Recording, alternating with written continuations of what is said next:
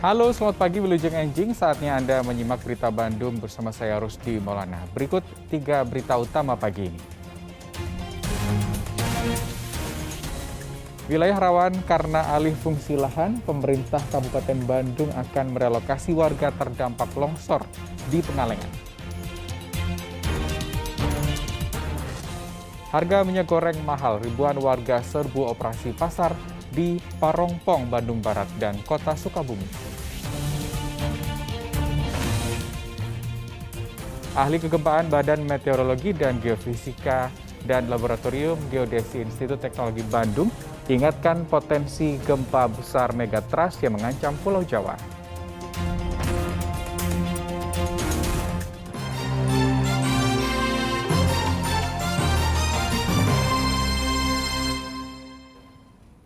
Kita ke informasi pertama pagi ini, seorang pria Parubaya warga Gedung Halang, Kota Bogor, tewas terseret arus Sungai Ciliwung. Korban ditemukan 2 hari kemudian di wilayah Depok. Sejumlah warga yang merekam banjir bandang arus Ciliwung di kawasan Gedung Halang, Kota Bogor, dikagetkan penampakan sosok tubuh manusia yang hanyut terseret luapan air sungai. Setelah 2 hari hilang, jenazah korban baru ditemukan mengambang di hilir Ciliwung di kawasan Depok pada Senin lalu. Jenazah ditemukan jenazah kemudian dievakuasi tim SAR gabungan ke rumah duka. Korban bernama Agus Sulaiman biasa mengais sampah dan rongsokan di bibir sungai untuk mencari nafkah. Korban diduga jatuh, terpeleset hingga terseret luapan arus Ciliwung.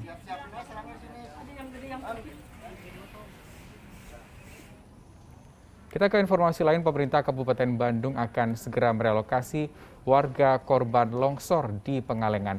Alih fungsi lahan perbukitan menjadi kebun sayuran membuat wilayah ini rawan longsor. Bupati Bandung yang meninjau lokasi longsor di kawasan Pengalengan melihat langsung kondisi rumah warga yang rusak akibat diterjang longsor bukit setinggi 30 meter hingga merenggut nyawa seorang warga. Setelah kajian dan penyelidikan, Bupati memastikan warga yang tinggal di sekitar lokasi kejadian akan segera direlokasi secepatnya. Selain berada di kemiringan 45 derajat, ada sekitar 20 rumah yang dihuni lebih dari 60 jiwa ini tinggal di perbukitan yang lahannya sudah beralih fungsi menjadi kebun sayuran. Bupati meminta lahan ini kembali ditanami dengan tanaman keras.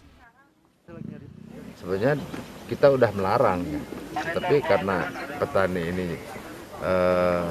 tetap tidak mengindahkan instruksi dan himbauan dari pemerintah setempat sehingga berakibat seperti ini. Dan lagi pula setelah dicek di sini sekitar ada 20 rumah memang terindikasi rawan bencana ya. Pemerintah Kabupaten Bandung juga memberikan santunan kepada ahli waris korban meninggal dunia akibat longsor. Pemerintah Kabupaten Bandung meminta warga yang tinggal di perbukitan agar waspada karena curah hujan tinggi masih akan terjadi hingga bulan ke depan. Muhammad Abbas melaporkan dari Kabupaten Bandung, Jawa Barat. Bantuan bagi warga terdampak tanah longsor di Desa Ciherang, Kecamatan Sumedang Selatan, Kabupaten Sumedang mulai berdatangan. Salah satunya datang dari Kementerian Sosial Republik Indonesia. Bantuan dari Kementerian Sosial tersebut diserahkan kepada warga terdampak longsor di Desa Ciherang, Kecamatan Sumedang Selatan, Kabupaten Sumedang melalui Posko Bencana Cimaremi, Kelurahan Pesanggerahan Baru. Bantuan secara simbolis diserahkan kepada Tata, kakek 66 tahun yang selamat dalam kejadian longsor tebing setinggi 150 meter tersebut. Bantuan yang disalurkan diantaranya berupa makanan, peralatan masak, tempat tidur, selimut, hingga popok bayi. Total bantuan senilai 42 juta rupiah rencananya akan diberikan kepada 30 kepala keluarga yang terdampak longsor.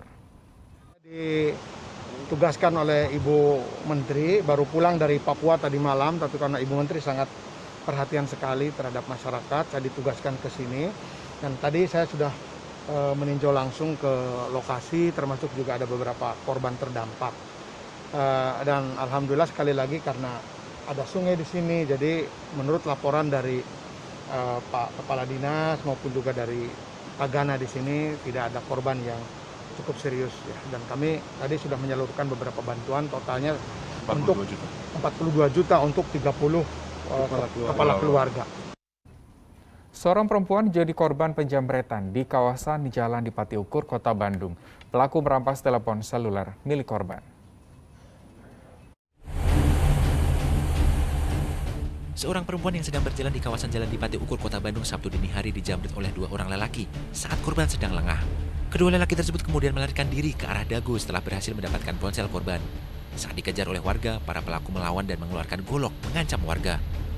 Saat dijamret, korban tengah berjalan untuk berjualan di kawasan tersebut. Dengar teriakan, saya lari ngejar. Itu kayaknya nggak apa istilahnya amatir lah. Kalau amatir itu mungkin kalau yang profesional itu ya cepat lah kayaknya ya kendaraannya. Ini pelan, makanya saya kejar lewat sini ke area sana. Tapi nggak terkejar lah. Kebetulan teman saya juga ada di area atas, datang malah istilahnya diselip lah, jadi berpapasan lah. Memang wilayah ini dikenal rawan kejahatan, terutama saat malam hingga pagi hari.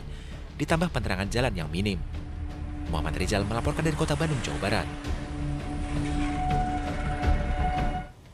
Kita ke informasi lain, polisi menggerebek arena judi sabung ayam di Pantura, Subang. Praktik judi sabung ayam sudah berulang kali meresahkan warga sekitar.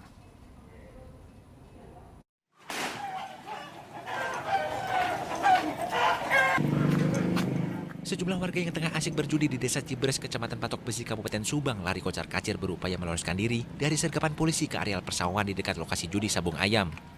Tembakan peringatan petugas ke udara tak menghentikan langkah mereka. Penggerebekan arena judi sabung ayam ini dilakukan atas laporan warga yang resah wilayahnya dijadikan tempat berjudi. Polisi menyita belasan sepeda motor yang ditinggal kabur para pelaku, serta peralatan judi dan beberapa ekor ayam. Sehingga kami segera merespon dan menindaklanjuti laporan tersebut dan kami mendapati tertangkap tangannya para warga masyarakat maupun orang-orang yang sedang melakukan aktivitas di sekitar arena perjudian sabung ayam di daerah Kecamatan Patok Besi, Kabupaten Subang. Sejumlah warga juga diamankan polisi sebagai saksi dan menjalankan pemeriksaan di kantor polisi.